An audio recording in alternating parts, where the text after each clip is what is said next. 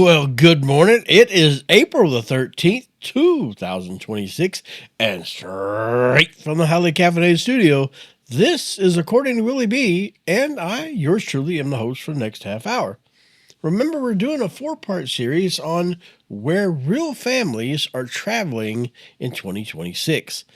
Now, with that being said, last week we did the Northeast. This week we're going to do the Southeast. And I'm going to have some notes in front of me because I promise you there is so much stuff packed into this episode. I hope that I can get through it. I'll also warn you, I'm still struggling a little bit of voice issues after 2 trips to the urgent care. Learned that I have been dealing with pneumonia, but I am up on my feet today and we are going to get through this because the show must go on. So let's get into it. The Southeast, what does this include? Well, we're talking about like the great state of Florida. Now, you can fly down there, but the most reasons that people go to Florida or other areas in the Southeast because they don't have to fly. They can pack everybody in that proverbial 1970 station wagon. And yes, you can carry on your 200-pound suitcase. There's no baggage restrictions unless, of course, the head of the family says, that's not going. But, the thing about family car trips is that is a big part of the journey, right?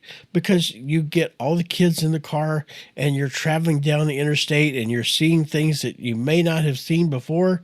And the kids are seeing things out the window and they're asking important questions that are vital to their learning capabilities in their young life. Like, are we there yet? I was going to throw that one in there. Or where's the next bathroom, or where's the next food stop, or whatever. That's the important, vital questions that they're going to need for life skills later on. It is. So there is that. But you can load the family up in the station wagon or the car or truck or whatever the case may be, SUV nowadays, and take the family road trip and avoid the airline fees and avoid the cruise fees. I mean, everybody from the airlines to the cruise to everybody is saying, hey, we're going to have some extra surcharges because of fuel prices right now. And that's absolutely crazy. I mean, if you I saw a news article yesterday, just yesterday, that the cruise industry is saying, hey, we're probably going to have some significant surcharges for fuel because a lot of cruises are booked months and months in advance. And hey, we didn't know the fuel was going to be like $800 a gallon. Now, I don't know how much fuel is for a cruise ship, but I'm sure it's not cheap. So a family is not expecting those extra surcharges. They're like, okay, we're budgeting this out. We planned our cruise. We got it paid off. We're ready to go. I got some extra money for souvenirs. We're ready to go. And then all of a sudden, boom, there's a surcharge. $250, $300 for a family of 4. That can hit hard. And so you just have to be aware of those kinds of things when those things arise. But when you take the family car trip, you can more budget for things that are unseen. I mean, sure, if you have a flat tire, you can't predict that, but you can predict the gas, you can predict the hotel stays, etc. But a lot of families are doing that. They're driving to the Southeast. The Southeast is one of the most heavily toured areas for 2026. And we're talking areas like Florida. Okay, what's Florida have? Well, Florida has pretty much attractions for families from one end of the state to the other. And it's not just Orlando. You've got Destin Beach, which is one of the most traveled beaches in the United States. I mean, it's an absolutely beautiful beach until it's covered with a billion people. But, there is that. I'm sure under all those people, there are still the white sand is still there. But you just got to remember that. But remember what I told you last week, when you're planning your trip, make sure that you use the data at your fingertips on any kind of social media search, Google, whatever the case may be, and look for the high and low times for crowds and try to plan your trip around that. If you're going to, like, a lot of families are not doing the traditional 7-10 day Disney stay anymore. They're doing 2 to 3 days of Disney, and then they're dividing that time between the beach. So you have those things that you can kind of make your budget stretch a little further. But if that's the case, which days of the week would be the best to visit the parks? Maybe you stop at a beach on the way and you spend one day there, and then you spend your 2 to 3 days at the park. It doesn't just have to be Disney. There's other theme parks in Florida. But the average person that goes to Florida, they're going to be a Mouseketeer. So there you go. I mean, every family needs a set of mouse ears in their house. But you have to be smart and be able to budget your money and to also budget your time, because while you have a limited amount of money to spend, you also have a limited amount of time to give your family some enjoyment and things to do. So you have to really budget that time almost as tight or tighter than you do the money, so that you make sure you get the best bang for your buck for your family, so that you bring back the most memories. But it's not just Florida. We're talking South Carolina. We're talking Myrtle Beach. We're talking Hilton Head Island. So now you're talking some areas that might not be in certain weeks traveled as heavily as Florida. So it could give you options there. And I mean, Myrtle Beach, if you do your research correctly here, I'm telling you, this can be one of those trips where you come off as a financial genius booking your family trip, because you can really stay within a budget. Myrtle Beach has always been known for having really low budget family activities. Now, keep in mind, there's going to be a lot of miniature golf, probably like PGA level miniature golf. And, there's go karts, but you got the beach. So there's so many things to keep the family occupied doing so that everybody enjoys the trip. But you're also not, yes, the family needs beach time, but you don't need a second mortgage just to extend a vacation. So you just have to be really smart in how you plan this out. And maybe Myrtle Beach is not your thing. Maybe you've been there before and you're thinking, no, thank you. But you've got like the Tennessee mountains. Now, please be careful on this one, because what I'm about to tell you, now, don't get me wrong. Tennessee mountains, absolutely beautiful. It is absolutely one of the coolest areas to go to. Case in point, what I tell you the other day, it's really heavily visited right now. And the lines, like at Pigeon Forge and Dollywood, it's insanity. So make sure that you do your homework, plan your trip accordingly, so that you can, excuse me, but it's one of those areas. Wow, sorry, these voice issues, I'm telling you. If I edited them out, I would have to edit out like 8 hours of coughing. So I'm going to try to keep it to a minimum. But Tennessee is just such a massive area right now, because you've got Gatlinburg, you got Pigeon Forge, you got the Great Smoky Mountains. I mean, if you got a family of 10, man, you could spread them out through the Smoky Mountains and everybody's got room to roam. They got plenty of elbow room. So there's a lot of things to do there. And you got hiking and you got bicycle trails. You got all these different things of family activities that won't break the bank. Now, like I said, when you talk Gatlinburg and Pigeon Forge, these are really heavy tourist areas. So plan accordingly. I'm going to keep saying that. And with Tennessee, in the mountains, the Great Smoky Mountains, you could get a cabin to have your family in. And this is one of those things where you can have 10 people in a cabin. Maybe it's two families splitting a cabin. You got 10 people in a cabin, and somehow nobody remembered to bring paper towels. So there's always stories like that. But it adds to the memories. You remember that trip? There were 10 of us in there, and nobody brought paper towels. Or nobody brought paper plates, or, all these kinds of things. But it makes for good memories. It makes for good laughter moments later on. It might not be ha moment at that time, but after a while, it can kind of get the edge off and have a good memory. But this is what it's all it is you're just out making memories with your family. Not and that's the one thing that I want to remind everybody is when you're planning these trips, when you plan your vacation, remember that you're not planning the trip to make memories. You're planning the trip to deliver memories with your family. And there's a subtle difference there if you just really think about that for a minute, because remember we said a few weeks back where when you're out traveling and when you're out taking your vacation for the year, remember that you're filming your own 4K blockbuster movie. So just remember, you got to make sure that you can't delete any scenes. You got to have every action scene and some of the restful scenes, some of the peaceful scenes in there as well.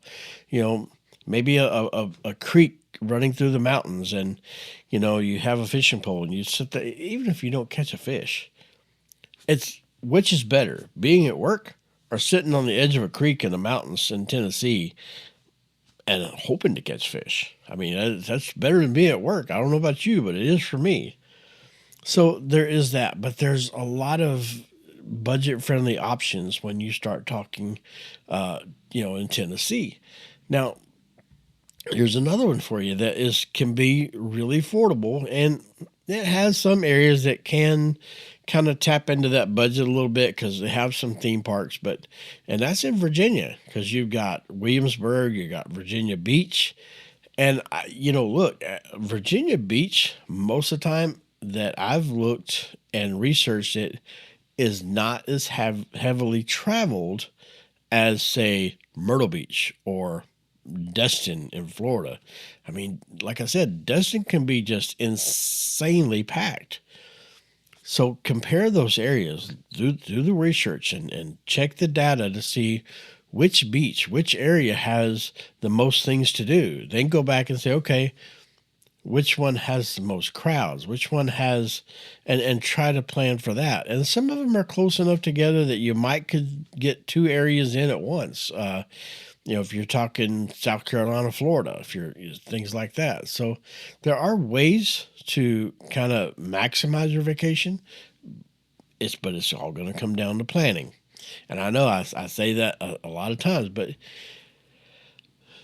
this is one of the things where you can really stretch your budget. You've got where you do a combo vacation is basically what I'm telling you. Is like you've got history because you got Williamsburg, and then you got the beach. So maybe some of the smaller kids in the family, and you take them somewhere and you're showing them history, they're like, and they get that glassy-eyed look, and they're brought back to asking those vital questions: Are we there yet?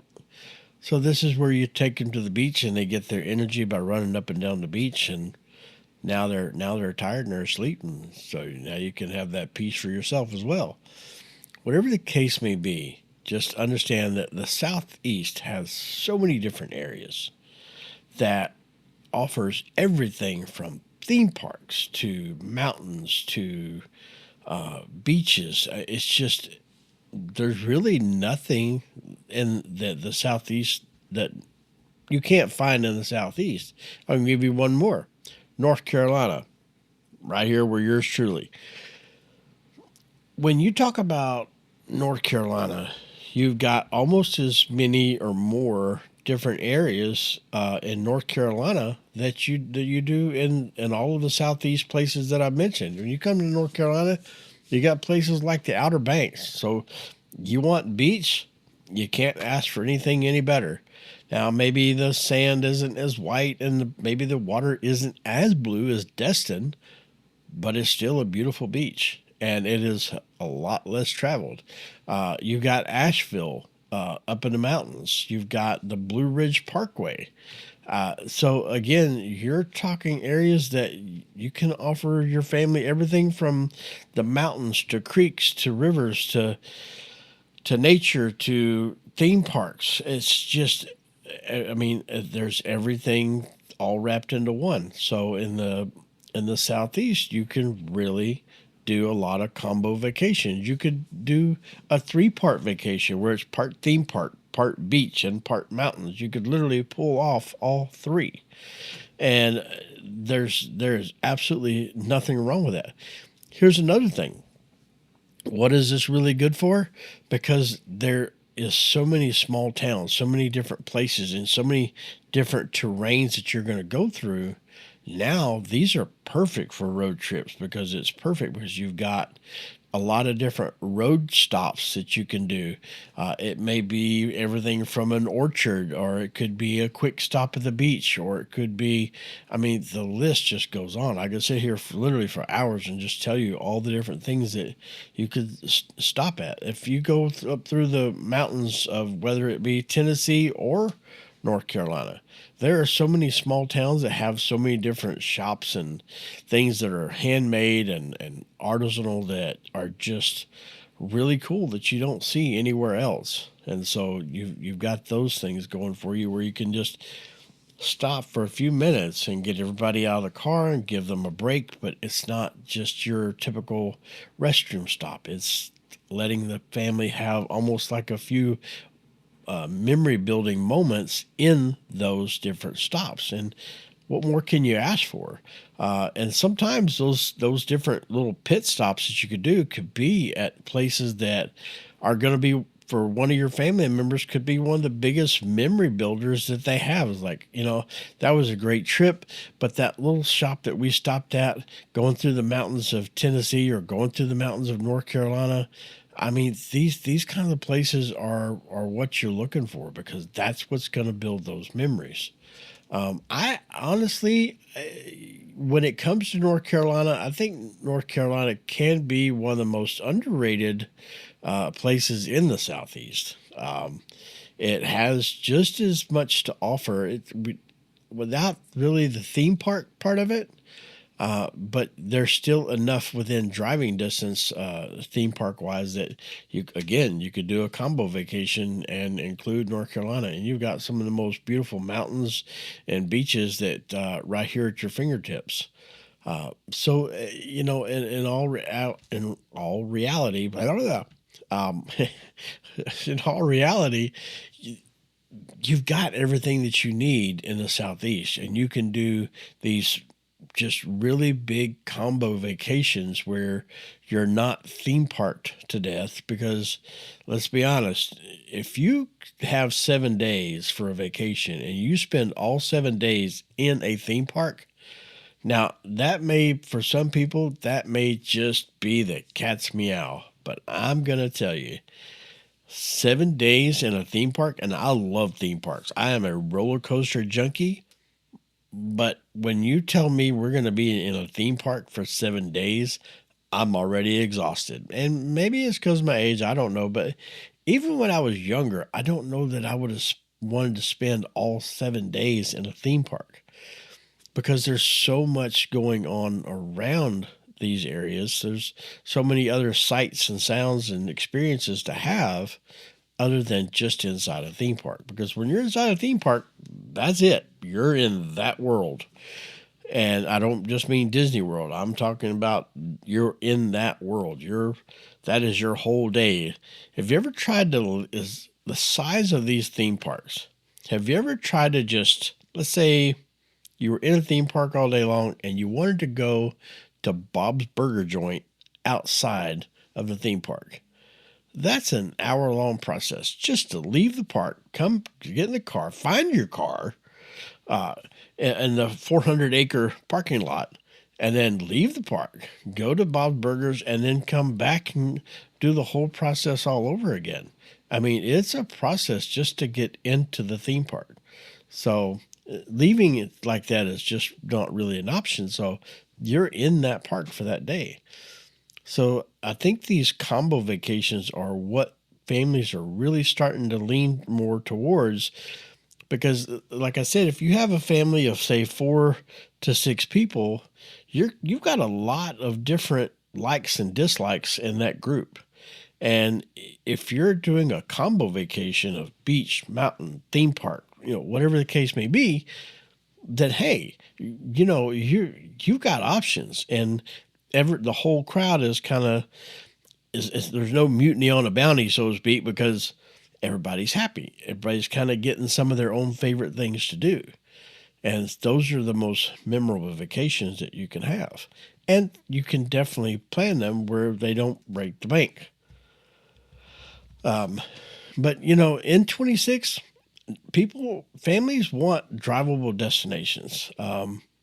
Airfare is just getting out of hand for a typical family vacation. I mean, when you look at the price of airfare now, that's half of your budget, or it could be all of your budget just to get on the plane. And then when you get there, you got to turn around and get back on the plane because your budget's gone.